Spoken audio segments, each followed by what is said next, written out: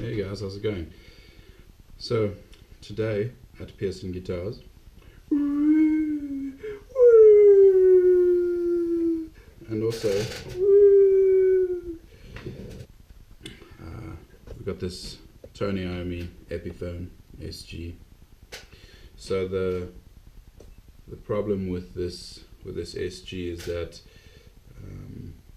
there's small gaps under the frets here. So what happens is if you slip off the end of the fretboard, the high E string gets caught under it, and I suppose it's caused a lot of string breakage and things like that. So it's going to be quite difficult to capture on camera. So what I'm going to do is I'm going to tell you exactly what I did, and then I'm going to show you kind of the final processes. So with small gaps like this, where you can almost just fit your fingernail under, it's really hard to fill it with something that's going to be borderline unnoticeable. If I fill it with black, there's white binding, it's just going to look terrible. If I fill it with white and it doesn't match the white exactly, it's going to look terrible. So in cases like this, what I do is I just use just a drop of superglue, but you got to be careful. I'm not wanting to mess superglue anywhere else. I'm just wanting to get it just in this tiny little gap. So that's what I'm going to do. I will show you in a second when the strings are off. So I'm literally about to take the strings off. Just forgot to mention one thing, especially on and I've had this problem with Les Pauls and SGs. Usually any sort of set neck design, if I just take all the strings off, the truss rod is working really extra hard now, and it's allowing the neck to go back a lot more without any string tension. And what can happen is it can raise some frets on the high side here, and then cause buzzes and things like that. So as I'm loosening the strings, I'm also loosening the truss rod, just so that I'm not causing any funniness. And then as I start bringing the strings to tension, then I'll tighten it a little bit, and then once I'm happy with the string tension, then I'll get the neck relief that I want. Just a thing to be aware of. Cool. So the strings are off, and there were only the second and the third fret that had these gaps. The rest are pretty alright, and the string doesn't even fit under there at all. So I've dropped superglue in here, and I've just waited a couple of moments for the superglue to dry, and it messed slightly on the fretboard here, which is expected. So what I'm going to do, I keep these scalpel blades when the tip goes blunt. The rest of the blade is still really good, and I use these for scrapers in very small spots. So I'm just gonna literally just scrape here, and get the super glue off. So yeah, let me just move the guitar a little closer. Cool. So very gently going up and down, not wanting to make any funny marks on the fretboard. Yeah.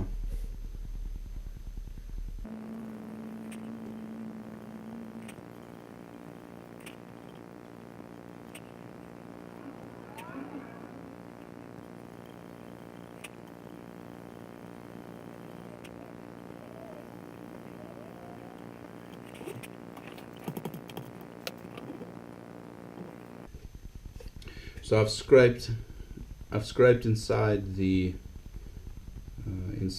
between these two frets. Luckily there was no mess with the second fret, and you can't fit your nail in there even anymore. So I've tried with the piece of the string that came off and it doesn't fit in there anymore, so the string is definitely not going to get in there anymore. So now I'm just going to touch it up with a bit of just a fretboard oil, just so that it looks exactly the same. I'm not sure if you guys can see on the camera, the one is just a little bit lighter. So I'm just going to touch it up with some fretboard oil. So this fret is lighter because whatever finish was on it, which was probably just an oil, because ebony keeps it quite well. I've just taken that off by scraping it. The most important thing about a scrape is that it's sharp. So whatever you're using to scrape it, make sure it's sharp. If there's like marks on the blade, you're going to make scratches on the fretboard, which they'll look terrible. Your blade has to be nice and sharp.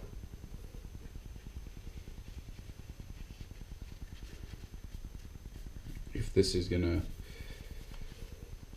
work.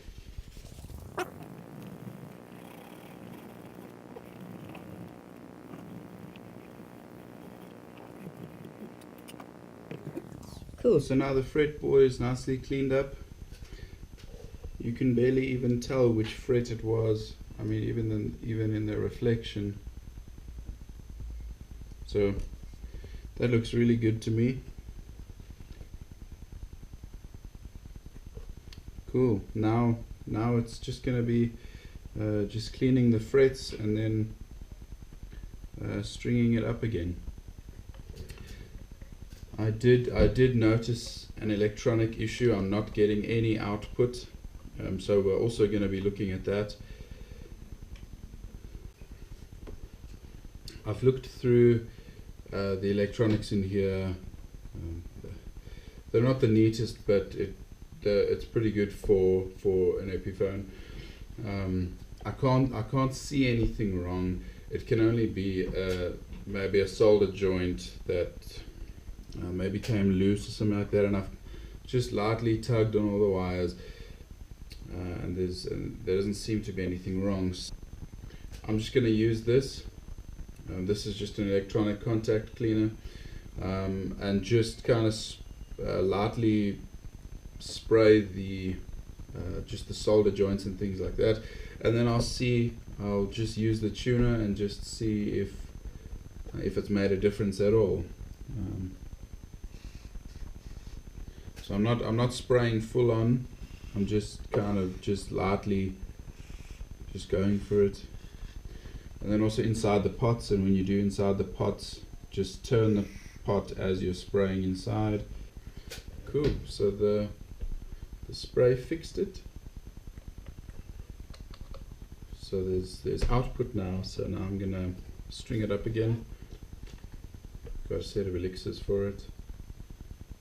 As you guys know, I absolutely love elixirs, so I'm very happy to be stringing it up with this. Everything's cleaned up, everything is neatened up around the edges where any super glue may have messed or anything like that, and everything's looking good again. Now remembering that the truss rod is loose, while I'm stringing it up, I will slowly be tightening the truss rod when I get to any sort of string tension. Just quickly want to mention something that I like about these. So on the Epiphone stock tails, they have these clips on the inside that when you put it on, it clips and it stays. You have to push it off. You guys can actually see the tuner because this is a left-handed guitar. So I'm gonna start tuning this up now in fast forward.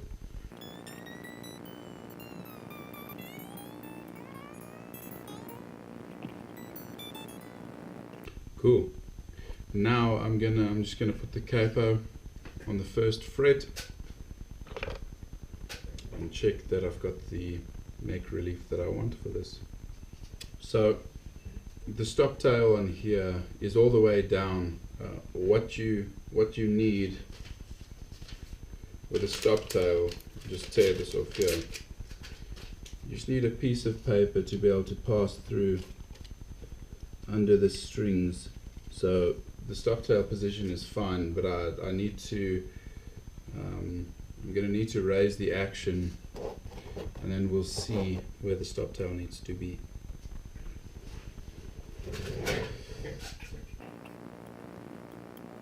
So it's too low on the low side, so I'm going to raise it a bit on the low side. Cool, I'm happy with that. Now obviously retuning it, checking the truss rod again.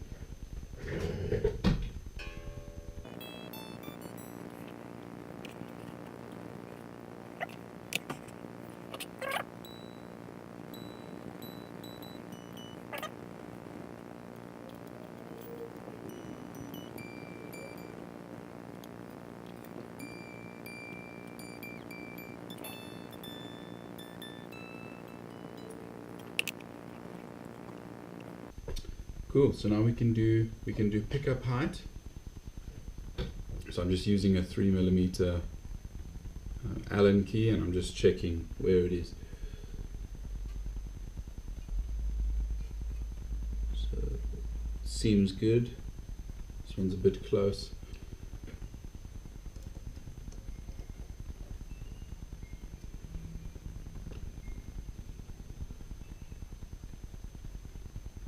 Bit more.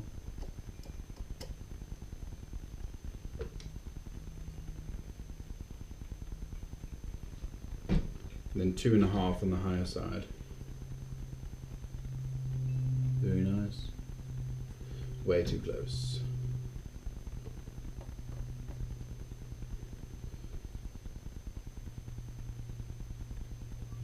Great stuff. And then I can still fit paper between here. So yeah, then the last thing I like to do is just stretch the strings and check the intonation again. So stretching the strings, I just pull it, I don't pull it up, I pull it sideways, somewhere on the fretboard and somewhere by the pickups. This just helps stretch the strings. And then just check everything once more.